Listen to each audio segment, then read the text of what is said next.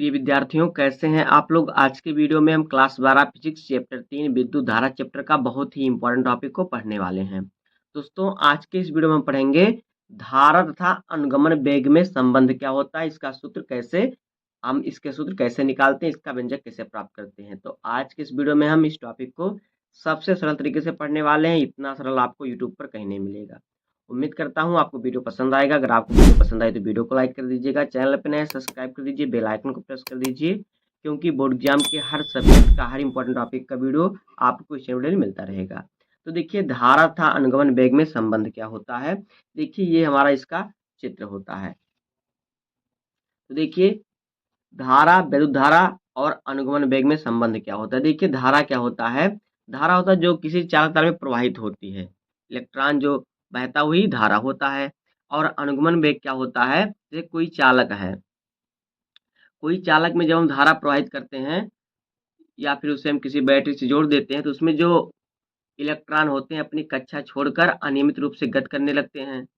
अब देखिए, ये जो गति करते हैं, ये इनका जो गति होता है माइनस यानी ऋण आवेश से धनावेश की तरफ गति करने का जो वेग होता है, जो स्पीड होता है, उसी वेग को अनुगमन वेग कहते हैं।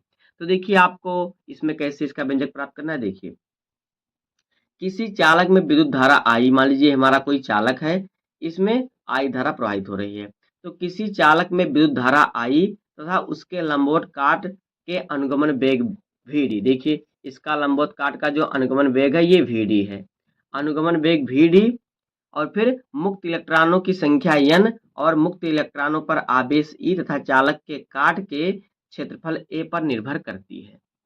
इतना आपको पहले लिख लेना है कि किसी चालक में जो विद्युत धारा होती है I, उसके लंबवत काट के अनुगमन वेग vd तथा इलेक्ट्रॉन की संख्या n और इलेक्ट्रॉनों का आवेश जो E होता है तथा चालक के काट के क्षेत्रफल पर निर्भर करती है। तो देखिए, इसका सूत्र आप कैसे प्राप्त करेंगे। देखिए, यहाँ पे देखिए, यहाँ पे हम लिखेंगे कि माना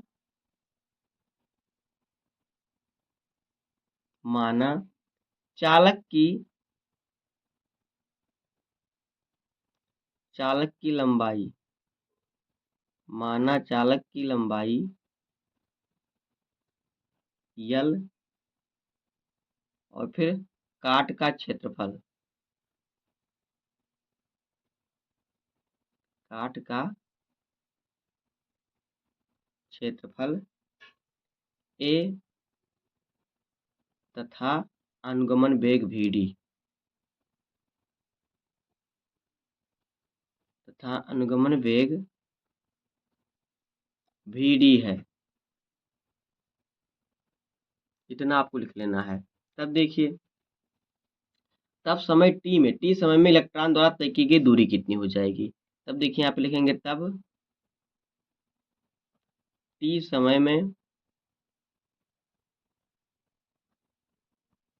समय में इलेक्ट्रॉन द्वारा तय की गई दूरी या फिर इलेक्ट्रॉनों द्वारा तय की गई दूरी कितनी दूरी हो जाएगी। देखिए, यहाँ पे देखिए, इसका जो अनुगमन वेग है vd है और फिर समय क्या है, हम t समय में दूरी निकाल रहे हैं, तो ये हो जाएगा क्या, vd इंटू टी। ये हो जाएगा vd इंटू में t। ये हो जाएगा t समय में इलेक्ट्रॉन द्वारा तय की गई दूरी। आगे देखिए, अब देखिए, अब इस समय में आयतन क्या हो जाएगा, यानी इसी समय में, यानी t समय में आयतन, इस समय में आयतन। देखिए, आयतन हमने यहाँ पे a माना है, या इसका क्षेत्रफल a है तो इसका आयतन क्या होगा, a होगा। तो a होगा तो इसमें हम यहीं पे a का गुणा कर देंगे इसमें, तो ये हो जाएगा a इंटू vd इंटू में t। ये हमारा हो जाएगा। अब आगे देखिए, अब इस आयतन में कुल मुक्त इलेक्ट्रॉनों की संख्या, तो इलेक्ट्रॉनों की संख्या क्या होती है, n होती है, तो इसमें हम n का गुणा कर देंगे। तो यहाँ पे हम लिखेंगे कि इसी समय में या इस आयतन में, देखिए आयतन हमारा क्या है, a है, तो इस आयतन में कुल मुक्त इलेक्ट्रॉनों की संख्या, कुल मुक्त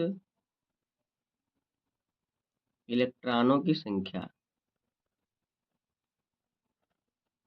कुल मुक्त इलेक्ट्रॉनों की संख्या, संख्या कितनी होती है इलेक्ट्रॉनों की संख्या को हम कैसे प्रदर्शित करते हैं, n से। तो यहाँ पे हमारा हो जाएगा, इसी में हम n का गुणा कर देंगे, n गुणे a गुणे vd और गुणे में t, ये हमारा हो जाएगा। अब आगे देखिए, अब देखिए प्रत्येक इलेक्ट्रॉन पर आवेश कितना होता है। तो देखिए यहाँ पे प्रत्येक इलेक्ट्रॉन पर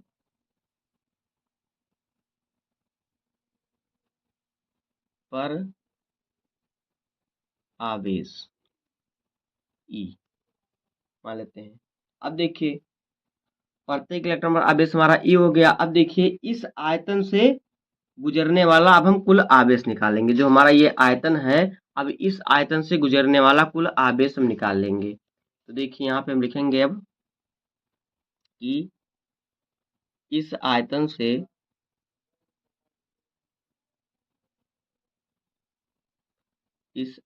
से होकर गुजरने वाला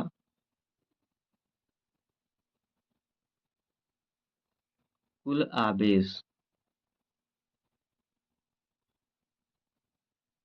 कितना हो जाएगा। देखिए आवेश क्या होता है, आवेश को हम किससे दर्शाते हैं, आवेश को हम दर्शाते हैं Q से। तो Q बराबर हमारा हो जाएगा, यही उठा के हम रख देंगे, तो N गुणे A गुणे VD और गुणे में T, ये हो जाएगा कुल आवेश। इस आयतन से गुजरने वाला कुल आवेश ये हमारा हो जाएगा। अब देखिए Q बराबर हमारा क्या होता है। देखिए I बराबर हमारा सूत्र होता है, यहाँ पे लिख लेते हैं, हमारा I बराबर सूत्र होता है Q by T, Q by T, यानी कि धारा बराबर आवेश बटे समय। अब अगर हम यहाँ पे देखिए, अगर हम यहाँ से क्या करें, Q का मान निकालें, तो यहाँ पे अगर हम Q बराबर निकालेंगे तो ये हो जाएगा I इंटू टी। तो Q की जगह पर हम I इंटू टी रख सकते हैं। Q की जगह पर हम रखेंगे I और फिर T और बराबर N A V D और फिर T। अब देखिए यहाँ पे T से T कैंसिल हो जाएगा, तो I बराबर जो हमारा बचेगा ये है N A V D। और फिर देखिए ये इलेक्ट्रॉन यहाँ पे ये हमारा है, इसको भी हम इसी में रख देंगे, क्योंकि ये इलेक्ट्रॉन जो ई है यहाँ पे ये आ जाएगा, तो यहाँ पे ये हमारा इलेक्ट्रॉन ई भी हो जाएगा और यहाँ पर भी ये इस प्रकार से हो जाएगा, क्योंकि प्रत्येक इलेक्ट्रॉन आवेश ई है, तो यहाँ पे ये हमारा हो जाएगा। तो देखिए यही हमारा सूत्र हो जाएगा, आई बराबर N A V D into E. तो यही होता है क्या, धारा तथा अनुगमन वेग में संबंध। आई क्या है, आई है विद्युत धारा, एन है मुक्त इलेक्ट्रॉनों की संख्या, ए है चालक का क्षेत्रफल, वी डी है चालक का अनुगमन वेग और ई है क्या है, इलेक्ट्रॉन पर आवेश। तो इस प्रकार से इसका सूत्र हो जाएगा, यही होता है धारा तथा अनुगमन वेग में संबंध।